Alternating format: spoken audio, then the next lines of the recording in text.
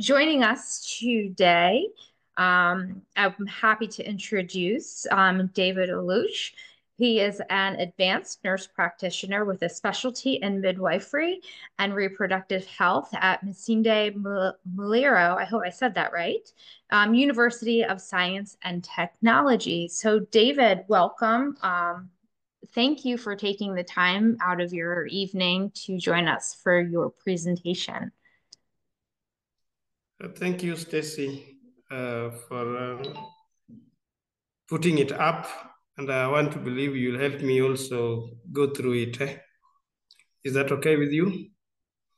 Yes, Yes. you are welcome to start. Yeah, our topic is birth positions. And was a change project at our sub-county hospital in Kenya. Next. I think this one is what is in the literature review, which we say that the second stage of labor begins when the cervix is completely dilated and ends with the birth of the baby. Giving birth in upright position can benefit the mother and the baby for several physiological reasons compared to supine. This according to Beta 2016. And when I mean upright, during delivery, I mean somebody can kneel, can stand, can squat, whereas spine include dorsal, semi-recumbent, and lithotomy. This according to Gupta 2017. Next.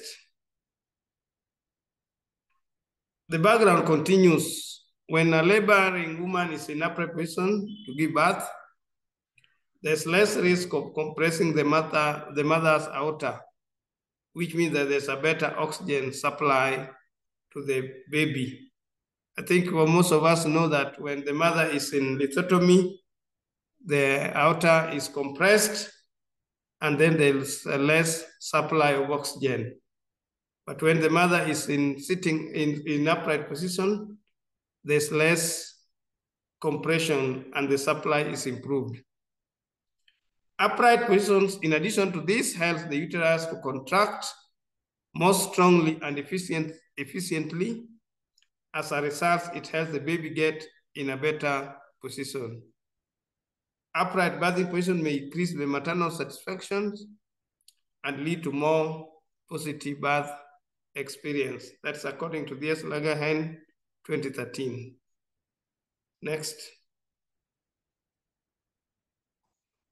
In women without epidural analgesia, upright position significantly reduce the rate of instrumental in vaginal delivery. It also shortened the second stage of labor, reduced the rate of episiotomy, and abdominal fetal rate patterns requiring intervention.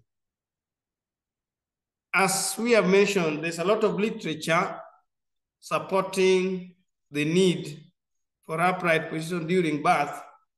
But despite these benefits, the supine or semi-recumbent is widely used in contemporary obstetric practice.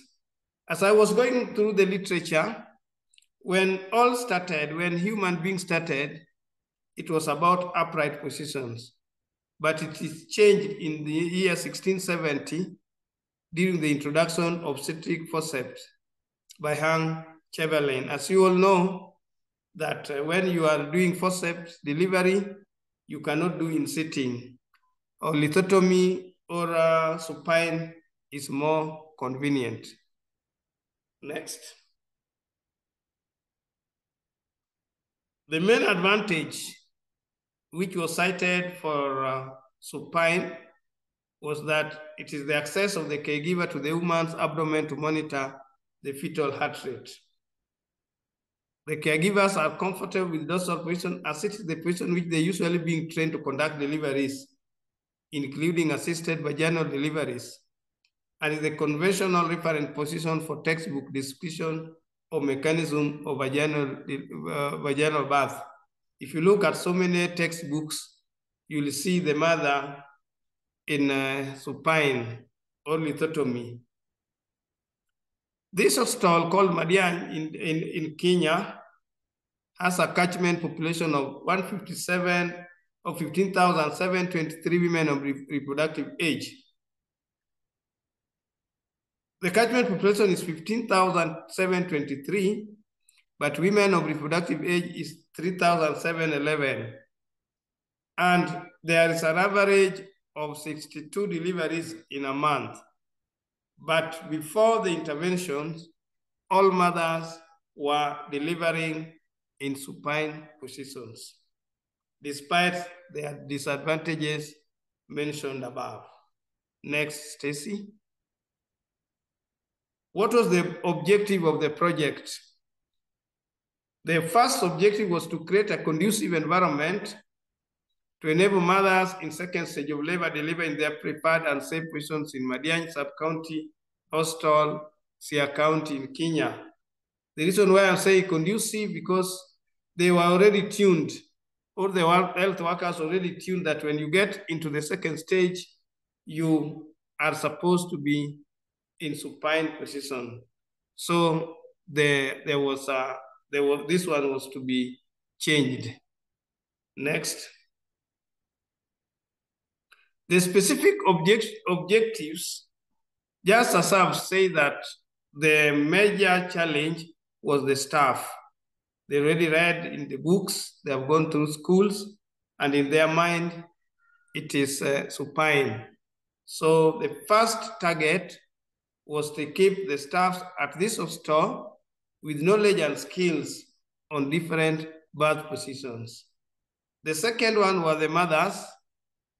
They have to be tuned that people can still deliver in different positions.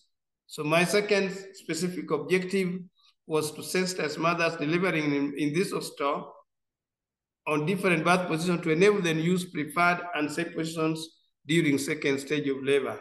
It was to turn their mind to ensure that they know that there are different birth positions which are more safer than already known supine. Next. What was the methodology? To ensure sustainability and continuity, the leadership of the hospitals was to be brought on board, and they were sensitized on the intention to have a conducive environment necessary for delivery using different birth positions in second stage. Then the permission was granted from the higher level. When I talk account health management team, it's a higher level in hierarchy of management, which was supposed to buy the idea.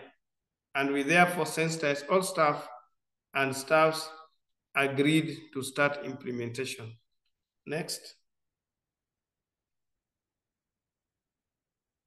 At the MCHF, this is Maternal Child Health Family Planning Clinic. This is where mothers go for their antenatal clinic. The stars were to include the messages during individual birth plans.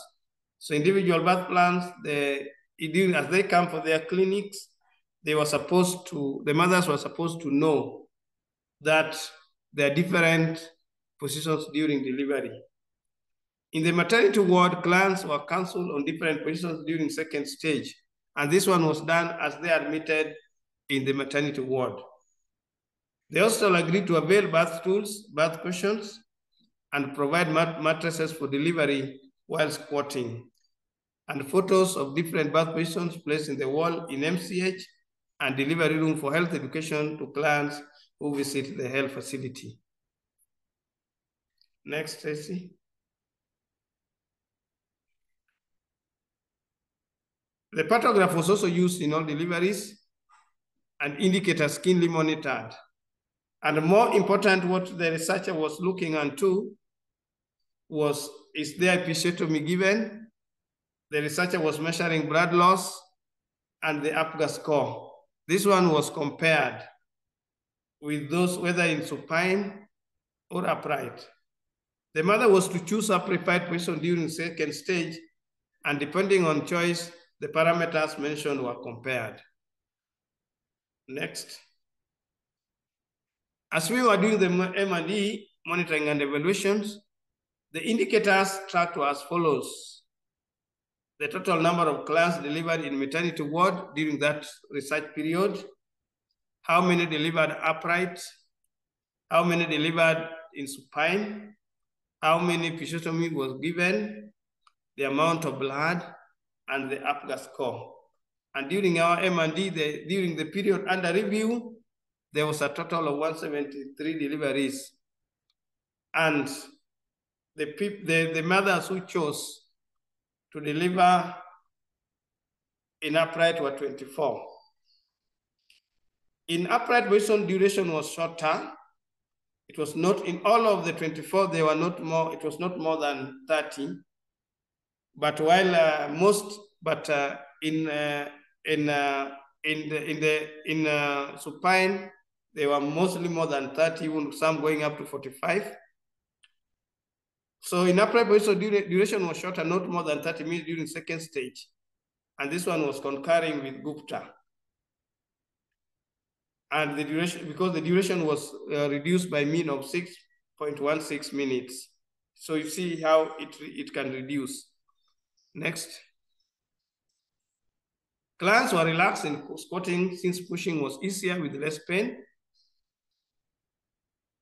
And very few were requiring analgesia, but normally in Kenya, we do not give anesthesia during labor. No client was given episiotomy for the clients who decided to do it in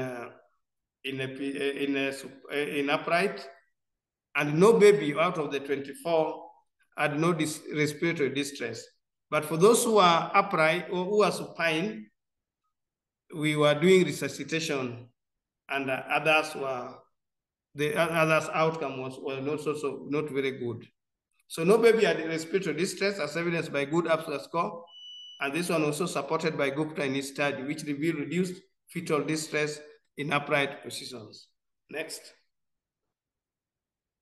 In conclusion, the researcher concluded that a fantastic work environment celebrate innovation and individuality of every client in labor.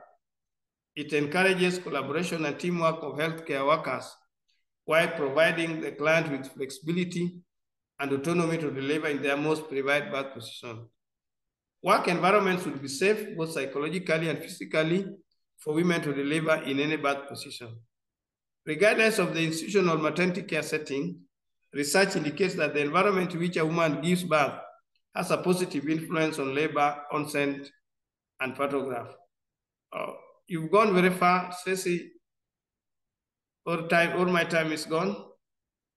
You've gone before the reference, recommendations. Okay. In conclusion, start. Okay. Recommendations. Next slide, please. It's known that a calm, private, and safe ambience assists in normal neurohormonal functioning that support the physiology of labor and birth. When a woman delivers in an upright, the mother relaxes, and this one improves the outcome of labor. Birth environments should be adaptive enough to meet the unique needs of women, including different social, cultural requirements, and adaptation of different birth positions of choice during delivery. The healthcare preference had a bigger role in the outcome, as well as adequate support from the hospital management. As much as we did the sensitization, changes go slowly. Other health workers still influence the mothers to deliver in supine because of their preferred choice. Also, the management had a role. They are changing slowly, and that is why the number, according to the researcher, was still less. Next. Recommendations. Messages on birth position included during antenatal care as well as admission in labor, which is still on. Healthcare providers should be sensitized at all times as they greatly influence the birth positions during second stage. There's always a lot of changes on staff, so this one should continue. The hospital management is supposed to continue procuring this and consider taking up the change project as a best practice. Next. Yes, and that is all. Did you loaded some photos? Thank you, Or David. I do apologize for the screen jumping. Something got no problem. hit my mouse. The photos are separate. I do not have them as part of the presentation, but they can be shared after the fact. Okay, fine. But I do thank you so much for sharing your research on that important topic. I would like to open this up for any questions that anyone might have for David. Again, you can raise your hand to unmute, use your chat or Q&A feature. If there are no questions, we will conclude our webinar today. I would like to once again thank you for putting us on your calendar. We appreciate the time as we know everyone is incredibly busy. So thank you, everyone. Have a wonderful rest of your day. Yes. Take